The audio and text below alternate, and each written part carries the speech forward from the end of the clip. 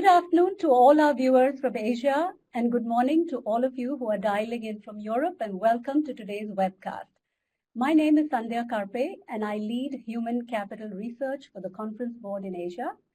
Before we start, I know we've shared very quickly through our presentation some housekeeping items that would help you to get the best out of this webcast. So we really encourage you to ask questions as we go along. We will pause and take them. Download the presentation as you are watching us if you like, and it's available under the download file section at the bottom of your screen. We also have an article which provides you with more details on this topic for those of you who are interested in doing a deeper dive. And please post your comments and chat on the extreme left bottom section, and we will be monitoring that chat as we go along.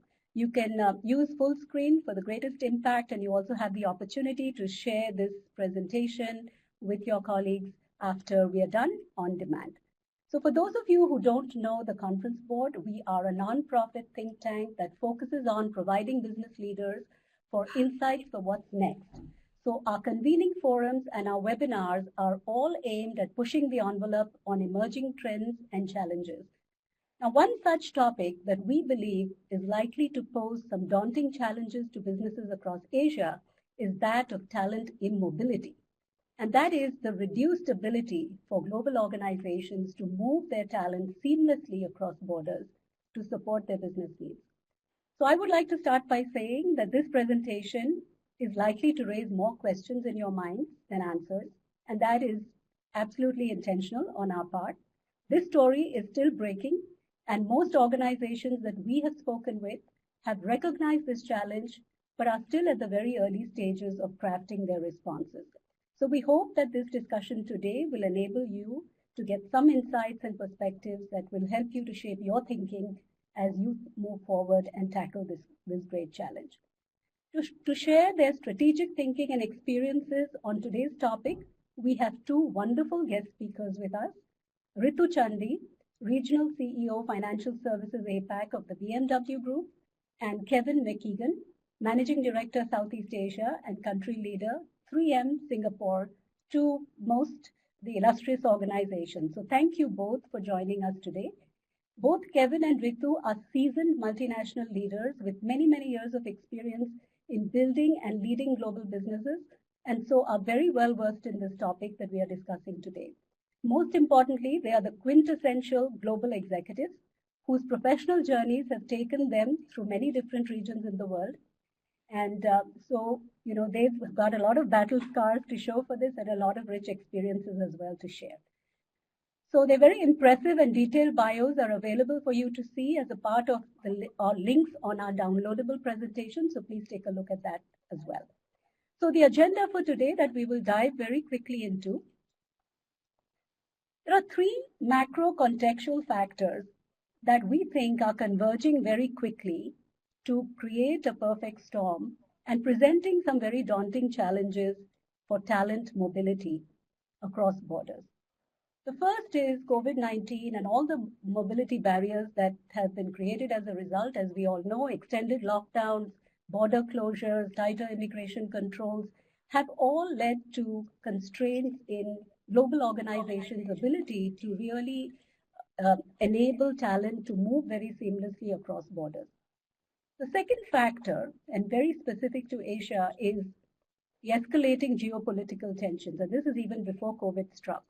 Okay, and we see that this is becoming a downward spiral. And of course, the November elections in the US and the outcomes of that are going to determine, how that plays out going forward.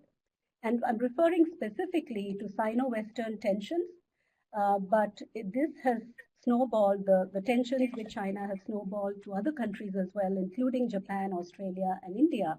And we expect that as a result of this, there is going to be restrictions in flow of talent between these countries. And finally, the rising nationalism and protectionism that is linked to the two factors above. And this comes out mainly of the rising rates of unemployment across Asia, as well as other factors that have caused governments to be a lot more protective about jobs within their own countries and as a result, greater scrutiny on the import of foreign talent from outside. So we are seeing this wave, sweep across Asia, and therefore we feel this issue of talent mobility, immobility, is really something that is heightened in Asia as opposed to other parts of the world. So we've put together, just based on the insights that we've gleaned and our initial point of view on this topic at the conference board, and we expect that this challenge is going to result in three key impacts for global organizations. The first is the challenge of talent acquisition.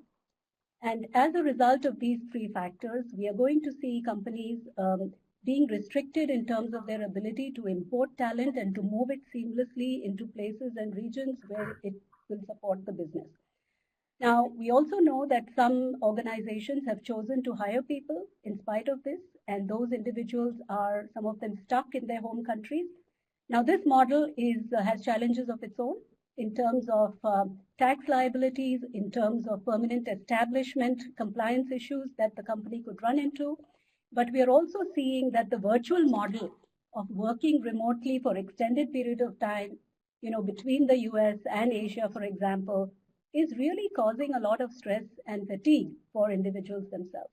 And so the question becomes, while technology has been an enabler to mitigate this challenge to some extent, how sustainable really is this model? Because we've already heard a lot of executives feeling very, very pressured with long working hours and extended periods of, working with their teams remotely. And the other issue here is also in terms of how do you enable a new employee to really embrace the culture of the new organization. And our research indicates that, this cultural nuances is one element where technology does not really mitigate the problem completely. And so companies are really trying to work around this to see, how they can onboard people, especially very senior executives, to enable them to really get a sense of the cultural landscape. The second challenge is that of leadership bench strength. And as we know, global organizations have really prided themselves on creating a seamless and a talent supply pipeline, right, which is very, very robust. And people are moved seamlessly across geographies to suit business needs. And this is something that is at risk at this point. There's huge disruptions in the talent flow. And then the question becomes, how are you going to really fill these gaps? So all these things that we've mentioned here are throwing up, some important questions for all of you to think about. So the tour of duty, where people from the regional office went to the head office, spent time there, and then came back to assume senior positions here, what happens to that kind of opportunity? Secondly, we have recently seen very encouraging reverse flows of talent, people moving from Asia to the head office and assuming headquarter positions. All these sort of models that were in place are now being challenged by the issue of immobility. The third question is really the question of developing future leaders. I know that many of us on this call have benefited through our global experiences. And again, multinationals use the lever of global relocation and expatriation to develop certain qualities in their future leaders like global mindset, adaptability, resilience, handling complexity and ambiguity, all these wonderful things that we really need in the post-COVID world. And so the question becomes, in the absence of that lever now to provide those opportunities to your top talent, what else can you do as an organization to come close to really developing these strong capabilities that are needed? The fourth element is around workplace diversity. As we know, there is a very strong business case for diversity. Research indicates that companies in the top quartile in terms of diversity and inclusion generate 35% higher financial returns. Okay, so there's a very strong correlationship. There's also a strong correlationship between diversity of perspectives and creativity and innovation. And the jury is still out in terms of whether this workplace diversity can be created in a virtual format, or is physical proximity a prerequisite for teams that need to generate creative and innovative output. So this is another question. The Asian workplace for multinationals was a wonderful melting pot, a melding place for foreign talent, local talent, and a lot of cross-pollination of great ideas, people learning from each other, very productive exchanges. And we worry that, this is an element that could be compromised in this new world that we are talking about. So what else can we do? And in a virtual setting, can we replicate this? The fifth thing is the multinational employer brand proposition. I remember when we were growing up and we were out of business school many, many years ago, there was a cachet, and there was a big beeline to join a multinational, and that one of the reasons was the global careers, global opportunities. So, and especially millennials, our research indicates have a higher interest in new experiences, challenges, being relocated to new locations. So once again, is that going to lead to an erosion of your value prop if you're a multinational? And if that is the case, what else are you going to do to just create, this wonderful magnet for people to come and work with you? So these are some of the 5, broad impacts that we see. There's a lot more in that article if you'd like to read, do a double click on any of these. And so 2 things that are going to become really important going forward. One is the acceleration of local talent development is going to become a key priority in Asian countries. And this has always been a priority for the government. So I'm sure that all the governments here are really delighted that, MNCs now have to, on a very urgent basis, pay a lot of attention to this. And the question becomes, what are the things that you're going to put in place in order to accelerate that talent development and making sure that you don't have critical gaps in your talent pipelines, as you plan for the world, the brave new world, as we call it. And the next thing is around technology. There's a lot of debate around this. The whole world of virtual HR tech has exploded since COVID. And as you all know, there's lots of great experiments that companies are doing. There are great tools and frameworks out there for people like you all to access and to mitigate some of the things that we are talking about. But the question becomes, we really feel that it's not a panacea for all the challenges that we've described, and some of the things, the value of face-to-face interaction is going to be missed. Okay, so this is basically what we have come up with at the conference board, our very early point of view on this topic, and 3 second-order effects that I would also like to mention. Are local companies going to face increasing talent competition from MNCs? Ones who had historically, conventionally, they've done a really good job building a very robust local talent pipeline, but it's the MNCs who've relied much more on external talent. So would we see poaching wars now, even between multinationals for local talent? And, what is your kind of game plan to prep for that? And finally, the whole issue of national competitiveness. As we know, there are some countries and some cities in Asia like Singapore, Hong Kong, Shanghai, and even Thailand, I might say, which have, built their model based on foreign talent, right? And that's how they've also gone up in the national competitiveness rankings globally. Singapore ranks #1, by the way, in 2020. So what is going to really happen to national competitiveness if these countries, start closing their borders? And are these going to be attractive destinations anymore? So that's it from us and the conference board's insights. Please post your comments, questions on chat. And I am going to now, the agenda, move this over to a conversation with our 2 wonderful guests. We want to hear from them, and we want you to have the opportunity to engage with them as well. So thank you for listening. And now I'm going to turn this over to our guests and start with a few questions that I have, but we are going to focus on your questions as well, so please keep them coming.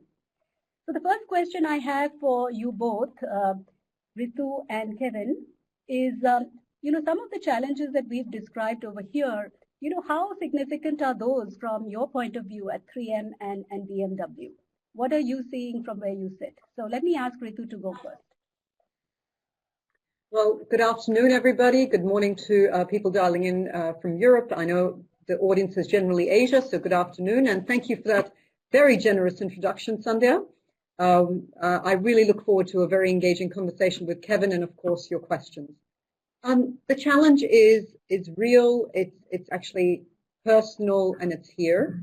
I'd start off by saying one thing that we've noticed is people who've had long-term careers, international careers, are reflecting on their current situation, again, depending on where they are in their career, whether they want to continue on this, carousel, this international carousel. I mean, for me, personally, 21 years with the company, and I'm sure we'll come to that at some point, 4 different continents, it makes you reflect, you know, the ease of jumping on a plane and going to visit family and addressing, if you have children in countries overseas, as Sandhya you can allude to, or parents in countries overseas, is not as simple. So I've had definitely some conversations with high-level executives who are reflecting and asking themselves, is this what I really want? And, you know, I equate this a little bit to what happened with 9/11 in the United States. Prior to 9/11, mobility across the US, having worked there myself, was something people never really thought about. You know, you went to school in one place, you went to high school, you went to MBA school somewhere else, and then you moved again. And 9/11 changed that for a lot of people. So there is a point of reflection slash, you know, introspection that's happening. A second comment that I'd want to make is I think what we're also seeing is expectation from a government perspective, particularly at senior director level positions. So particularly in some countries in Asia, we're being asked or we are being consulted on finding local talent and local residency from a, you know, from a local director perspective. And that's not employment or unemployment related. It's also to understand the nuances of regulations, given our business in the financial services industry is regulated, understand the nuances of what's happened in that industry, how regulations have evolved. And there's a very strong urge and focus to really, again, have more local talent in those positions. And lastly, I think what I'd reflect on, while we have onboarded people definitely in this time, and you know, people are straddling time zone and doing all that, the piece that's missing very much is learning from a cultural assimilation perspective. So you talked about culture, Sandhya, and really you can have that many Zoom calls and you can dial in when the sun's rising on one side and setting on the other, but really understanding and sitting next to your colleagues, you know, the banter across the photocopier and the coffee machine, to really understand the culture of the organization is something that's been really challenging. And I'll pause there. Thank you, Ritu, for your great insight. I'm going to ask Kevin the same question, and then I will just chime in with some comments of my own. So, Kevin, how is this playing out for 3M? You know, what are you seeing? Are you guys, you know, feeling very constrained as a result, or not? What's the situation there? Thank you, Sandhya, and thanks to Ritu for the great opening comments. Very much looking forward to engaging during this session. And I would say that, you know, it's been obviously, like many companies, very interesting in 2020 to really deal with the inability to travel. And I wouldn't say that we've necessarily seen the full effect of how much people are going to continue to move around the world in terms of relocation.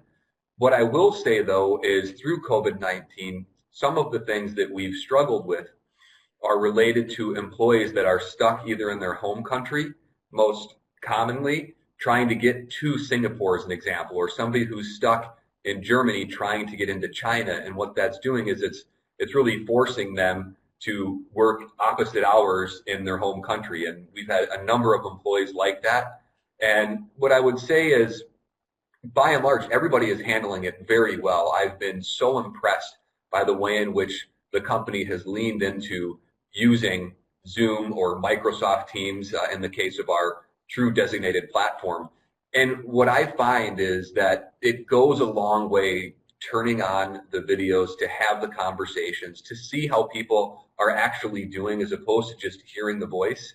And so when I look at it, you know, we're continuing to drive the development of our employees because we know that they're going to continue to have that desire to move abroad. And I've had the opportunity to live outside the United States on 3 separate occasions and have enjoyed every one of them because the education, not only personally, but ideally professionally as well, has been, you know, such a game changer for me and has helped me so much. And so we will continue to evolve with this. We'll continue to drive, you know, new ways of learning and developing within the company so that we can retain our employees. And we will have challenges to the points that were made earlier by Ritu in terms of regulations, you know, government's desire for us to hire more local talent. And honestly, we are okay with that because if you look at 3M, we do have a diversity goal. And our goal is to double our pipeline of diverse talent in management by 2025. And that is something that the CEO and our senior vice president of human resources put out there. So the goal applies to all countries and ensures leadership is accountable for progress. So I mean, it's early to say what it will mean long term for people moving around, but I would say it's an opportunity, as my aunt likes to say, pressure creates diamonds, and I feel like the pressure we're going through right now will help bring out an even stronger 3M on the other side. Thank you. Thank you. These are great comments. And I just want to pick up on a couple of points that you both made. And there's one around culture. I think both of you touched upon it. Ritu, you mentioned that as a challenge, right? Cultural assimilation over a virtual platform. And Kevin, you mentioned that as well, is some of the solutions that you have put in place at 3M to sort of make up for water cooler conversations and those other things that are not happening. What else do you think can be done, or are you doing from a, just a cultural assimilation standpoint for new hires who are working remotely, or just your teams who are working virtually now? Ritu? That's a very pertinent point, actually, every day, Sandhya. I mean, let me first start off by saying the one thing that amazed me about the current situation is how comfortable, and I don't want to use the word millennials or the younger generation, but let's say the new entrants to our workforce are with technology. So particularly when we've hired analysts, people who are younger, and they've joined the workforce, for them, being on Zoom calls and having these conversations, they're very, very comfortable. And actually, even in regards to interview practices, it wasn't as big of a culture shock for some of them as it would be for somebody who's not as used to it, somebody more seasoned and not as familiar with technology. And that's where I've also found, that skill and that talent. We always talked about millennials being so busy with devices, but to be fair, that's really set them apart in the current situation. Now, coming back to your point, what we've done is communication, communication, and communication, yet again. So throughout, and in my role, Asia Pacific, it's a regional role that covers different countries in very different contexts, similar to, I'm sure, what Kevin will allude to. You've got markets that are doing extremely well, have level 1 restrictions. They're going to bars and sporting events.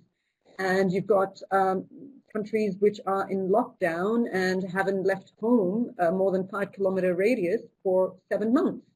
So how do you address that context of audience and really still give them a very strong, again, purpose in terms of times beyond COVID, get people together and also create a little bit of banter. So we've done everything from, all associate town halls, of course, for communication. We've done a virtual drinks hour. We've launched virtual yoga sessions and forced people to block their lunch hour to do yoga with trainers.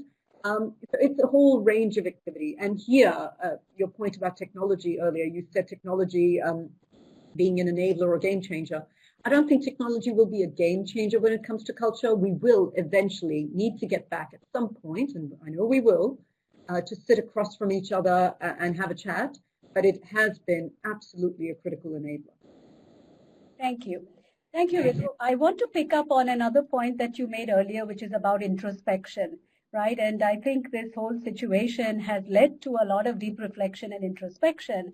And so what we are also hearing is people are actually questioning the value of global mobility, and they're beginning to think about, being separated from families, what's the cost and benefit of all these things, right? So that is another question I wanted to ask both of you. We are also hearing that in Asia, and especially in China, employees are not necessarily very excited now about leaving the country and going elsewhere.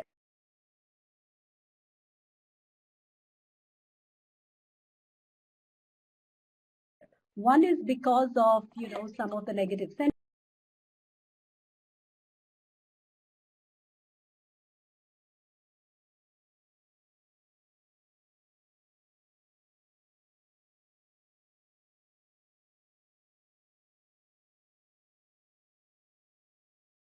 sentiments that are out there as a result of COVID.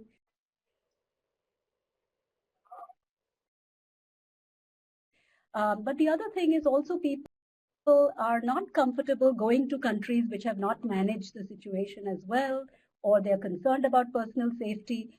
So what does this really mean for the whole global mobility paradigm? I mean, do you think we're going to have to just now redefine, look more for domestic opportunities for our young people?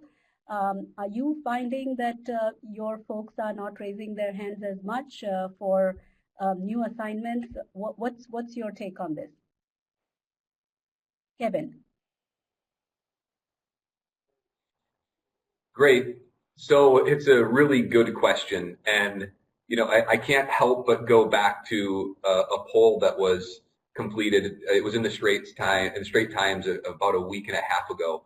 And it asked about 1,800 Singaporeans if they are excited about going back to work. And 80% of them said, no, we're not. And the primary reasons were driven by, I don't feel safe, especially when it comes to public transportation. I don't want to get sick and bring it back if I live in a multi-generational home. And second of all, I don't want to wear a mask in the office for 8 hours. And this has been consistent with the feedback that we've received through pulse surveys that we're running across Southeast Asia to really understand where our employees are at. And I will say this, at 3M, we have a project known as Project Zero. That's all about zero COVID-19 cases with the 93,000 employees that we have around the world. And so we are putting our employees first. Their safety is the number one priority. And so as a part of that, we are hearing that people do not want to travel. We just received a request from the government asking, Kevin, do you want to travel, as well as some of the other executives at 3M in Singapore? We want to travel. And we're not in any hurry to travel because the company is being very strict about making sure that we're staying safe. And even if they weren't doing that, our employees still have that same sentiment as to, look, we want to continue working at home until everything is clear and we feel safe. I think, you know, it will have some impact on people's readiness and willingness to move, especially if it's to a country where they're having a harder time grappling with COVID-19, where they're seeing multiple waves presenting themselves. I think of Indonesia, I think of Philippines, Malaysia of late, Korea. And so I think there will be some challenges to get people to do that. But I think in the long term, the culture at 3M is very much, you know, we are a global company. And an important aspect of building your career is getting that global experience. So I fully anticipate that we'll continue to see people moving around the world. I think of the mentors that I engage with on a regular basis. Many of them are, you know, under 10 years in the company and some under 5 years. They all ask, tell me about your career path. And hey, we really want to, you know, move to Asia, or we want to go to Europe. And so I'm excited that still exists, and I'm still hearing about it. Thank you, Kevin. I just think in the short term, it'll pose a challenge. Keep those chat questions coming. You don't need to hold them till the end. We're happy to take them as we go along. So, Kevin, the point you just made about, you know, being excited when you hear people still being, you know, enthused about global opportunities is a segue into my next question is, what really is the value of global mobility? And what has it meant for each of you? I know you've both had professional, you know, global careers, lived in many countries. You know, what kind of capabilities from a leadership standpoint does it nurture and does it help to develop in leaders like yourselves and future leaders from your company that you're looking to develop? Ritu?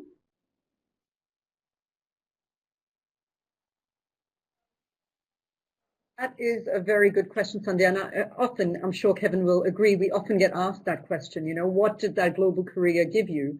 So I'd start off by saying it really allows you to develop the art of conversation.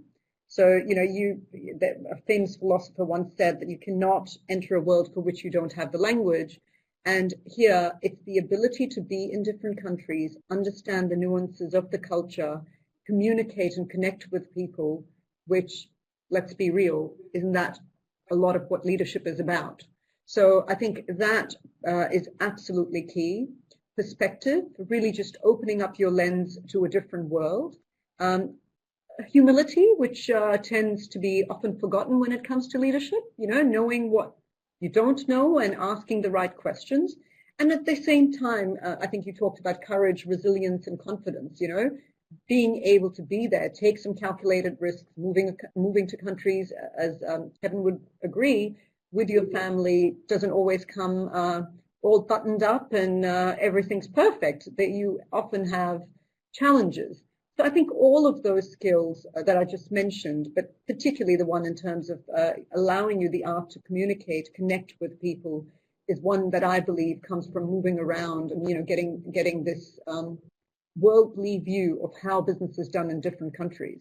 I often encourage, at least people who ask me this question, is it shouldn't just be your professional journey that's important to you. It has to be a personally rewarding experience.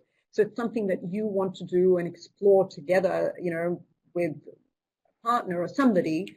And that, I think, is also very important. You've got to be in it for that ride. And personally, Kevin talked about diversity in leadership. That's one thing that BMW is also very keen on.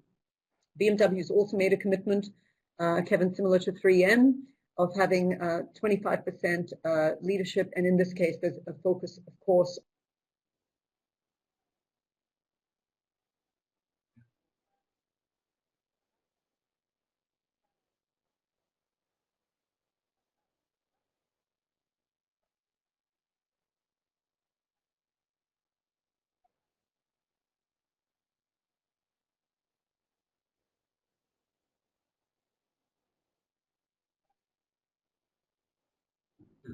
Thanks, Ritu. Kevin, what would you add to that?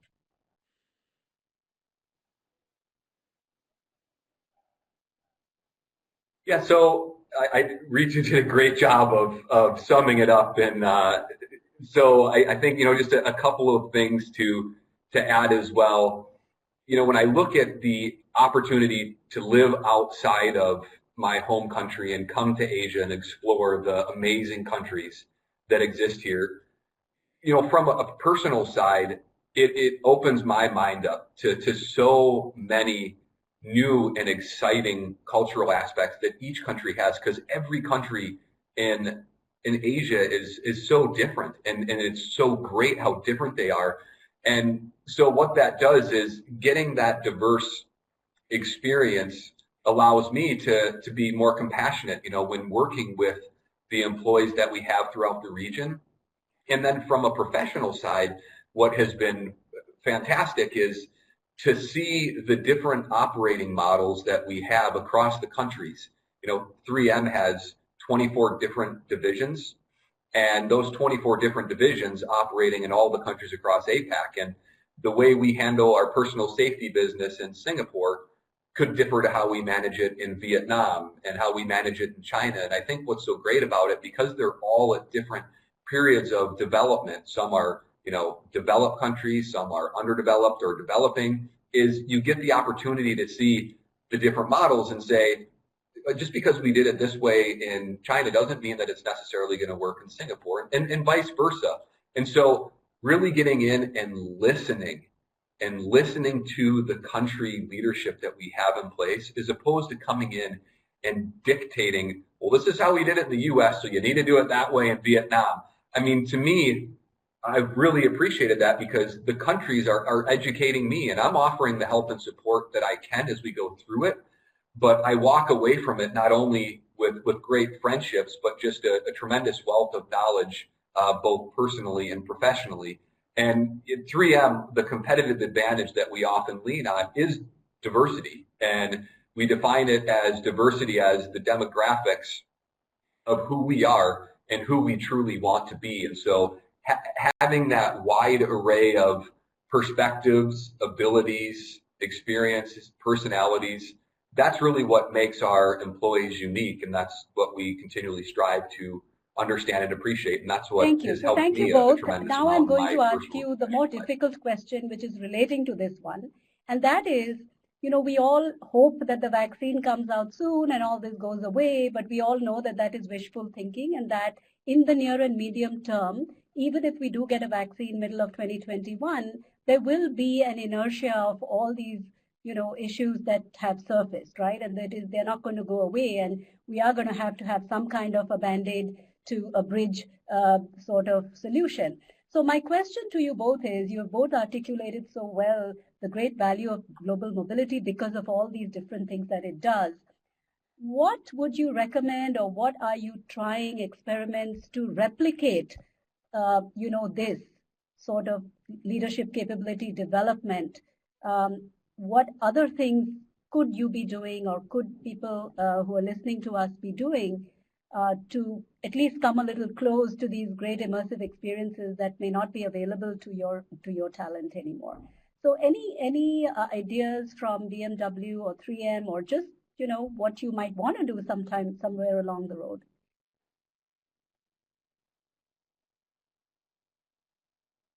Anything, Ritu? Would you like to take a crack at this one? Yes, absolutely. I mean, the first point I want to make is I really, really do hope, Sandhya, and I think Kevin shares my hope, that this is temporary. Yeah, so we will have ebbs and flows like we do with most things, and post the vaccine, post normalizing to a new level, a new normal, in the brave new world, we will definitely see people again opening up to the idea of global mobility. But what we're trying to do in the interim, I mean, first things first,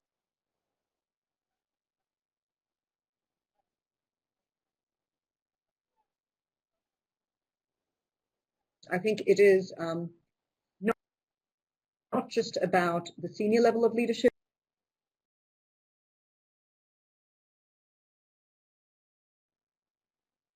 Again, we're very fortunate. We have a lot of people with a lot of experience who are willing, like Kevin suggested, to support, even in their roles, living in a different country, across time zones, with the possibility to get into that market in the future. So, for example, we have a head of sales for Japan who's currently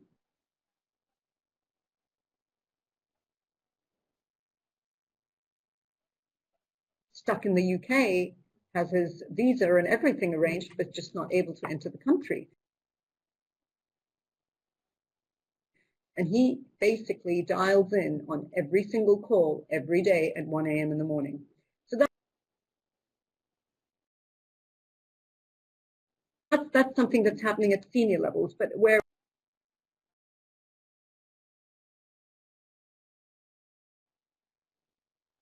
I would like to start the conversation is more at the entry levels, where we develop a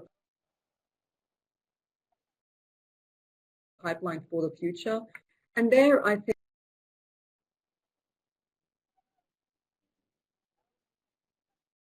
think going back to the conversations we've had about diversity and talent, we need to start by firstly developing that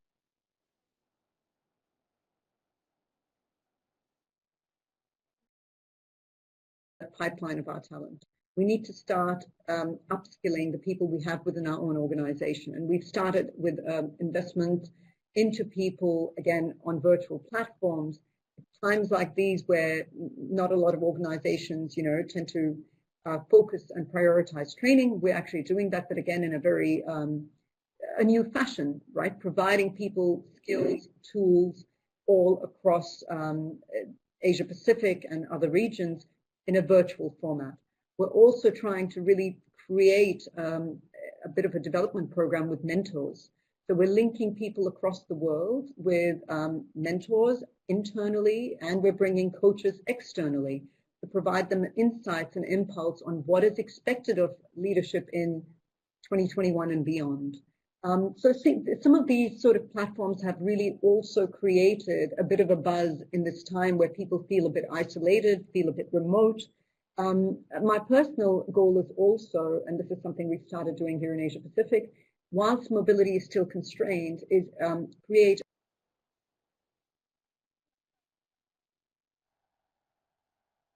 sort of regional projects and throw people in from across the region, different markets, and see what impulse, what insight, context they can bring to the project. Once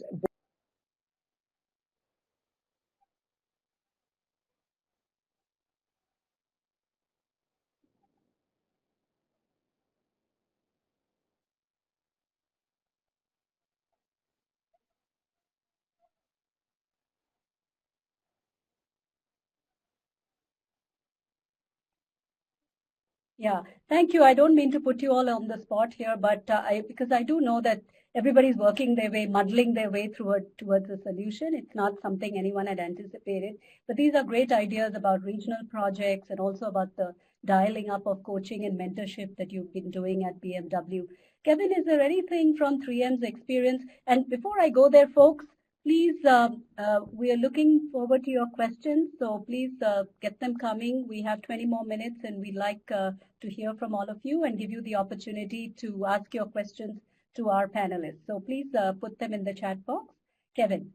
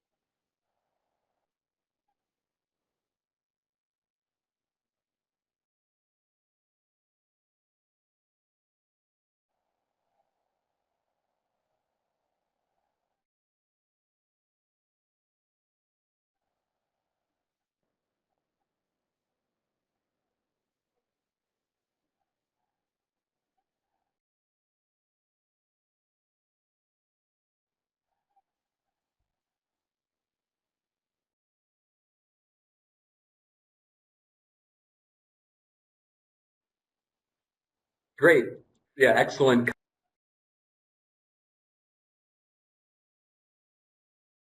comments, Ritu. I certainly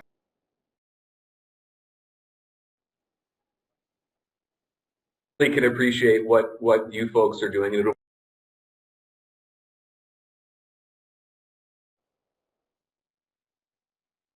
be fun to discuss after these sessions,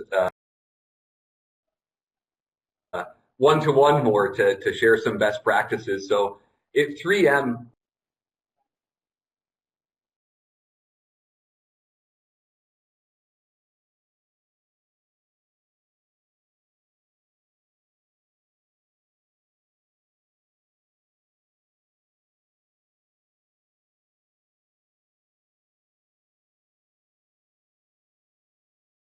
what I've seen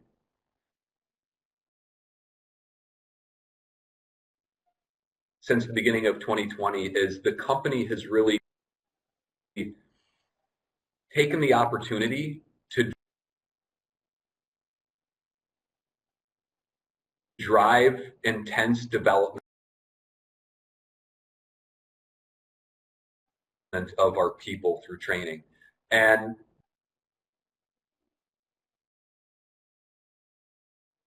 basically what we're doing is driving that learning and development for all. And we have a bespoke learning portal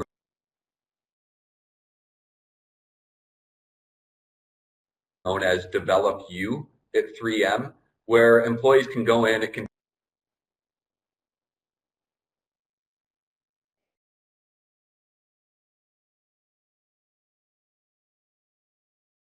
contains curated learning channels. Okay. Thank you. This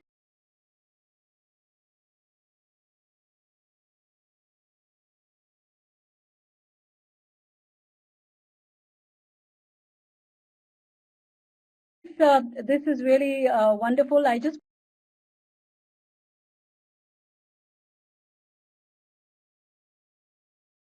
and it's aligned to our enterprise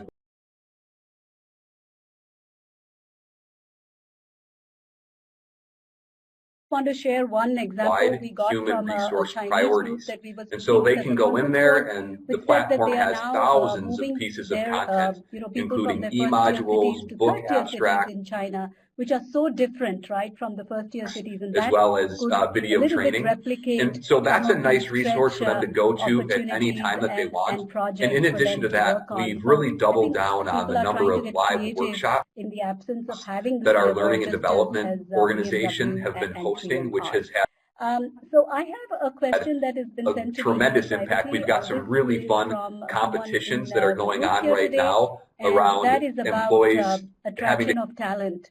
And this links to the earlier point we made about complete a certain now number that of we don't modules have in a given the quarter.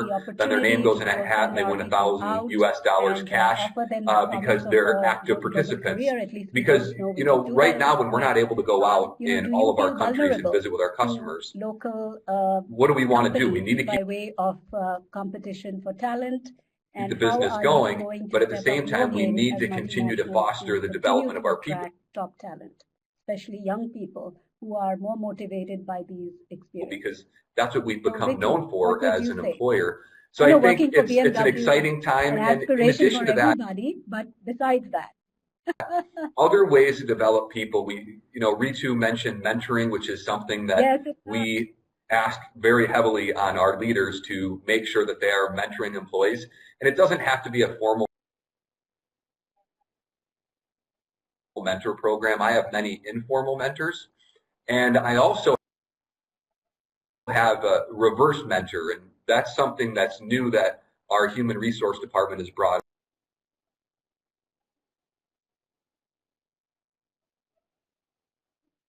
out. And it's really fun. I'm being mentored by a person in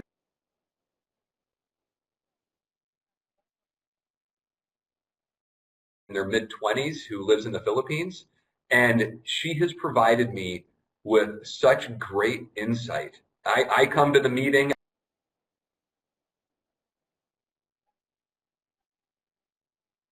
I set the meeting up, and I run the agenda and ask her questions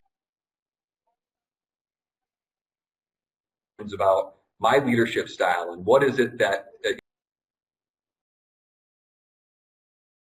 people in her age group or that have only been with the company for under 5 years are looking for in the leaders of today. And so it's one of the monthly meetings that I enjoy most because it's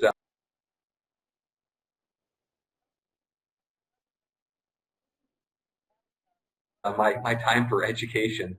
And the last thing I would say is, of course, much like BMW, leveraging some external parties that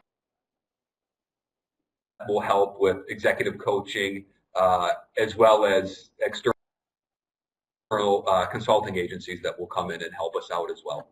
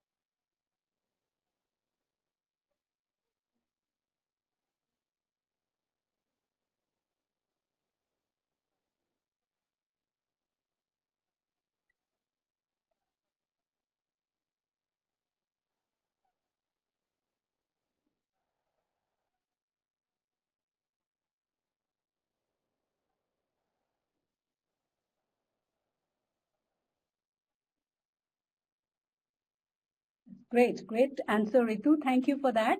Now we have a question here from Ramona, and she says, rather than mobility of talent, what are your thoughts on mobility of roles, especially at the global level to other countries?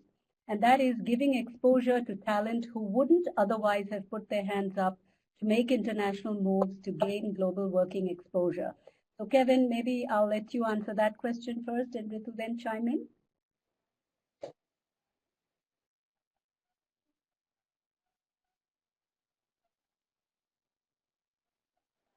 Well, I just wanted to say, does my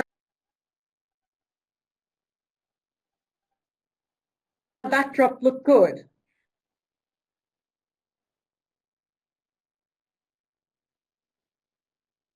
Should I say anything else?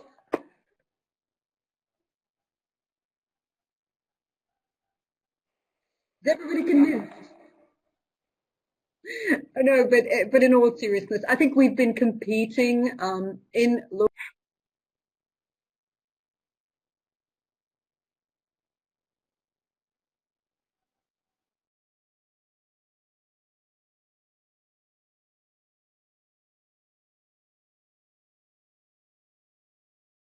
local markets for top talent for a very long time. Because as a multinational company, you know, if you're in Singapore, and let's talk about the context of Singapore, and a number of people listening in are from Singapore, some across the region, but you don't offer the career prospect that you would get with some of the big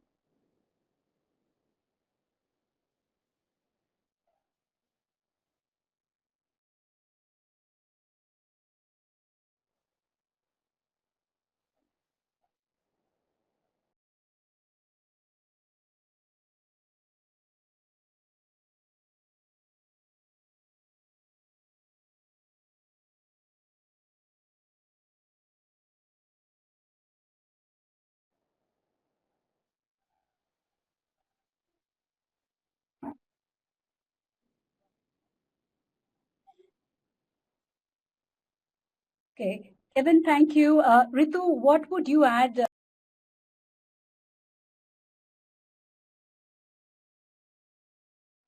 to respond to Ramona's question around moving people across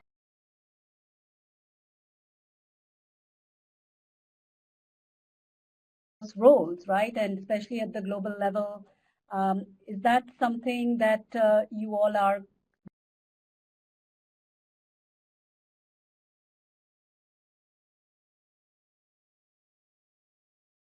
making a concerted effort to do in normal times at BMW?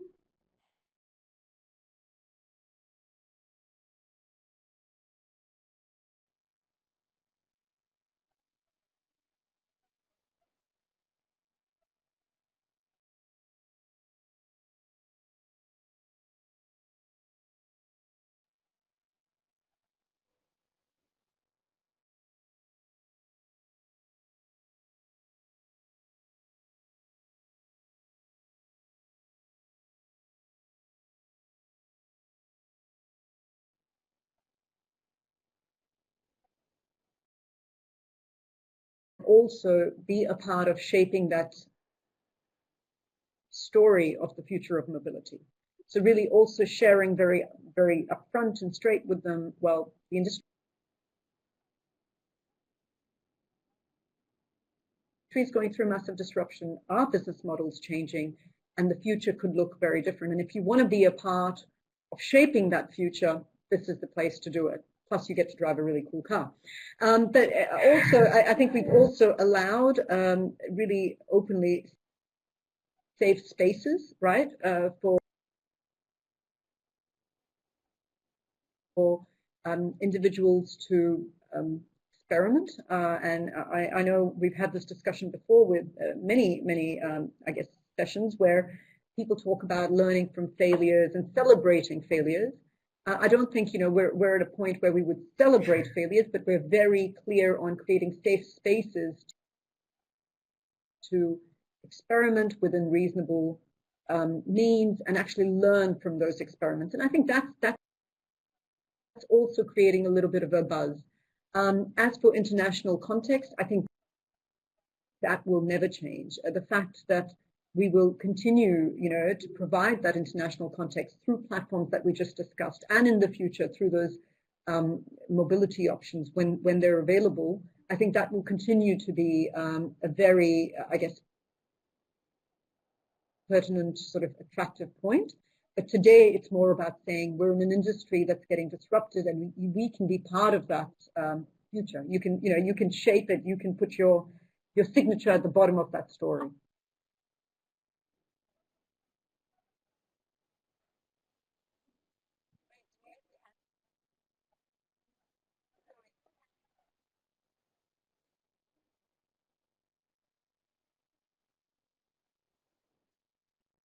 Thank you.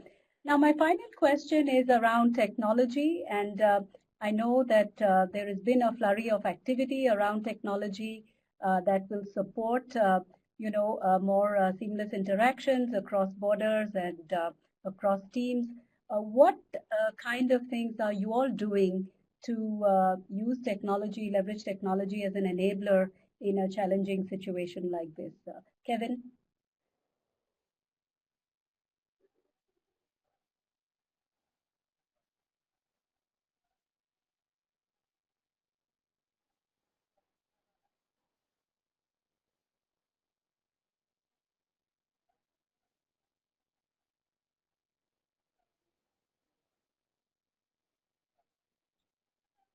Yes, of course. It's a really good question from Ramona, and I will say that at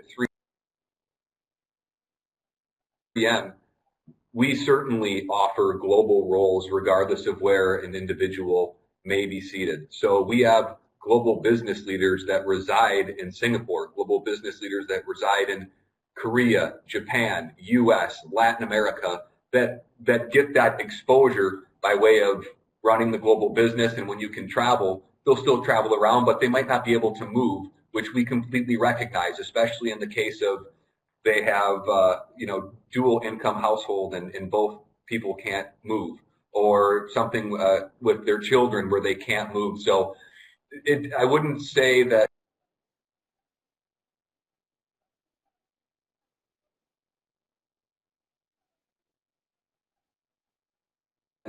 we necessarily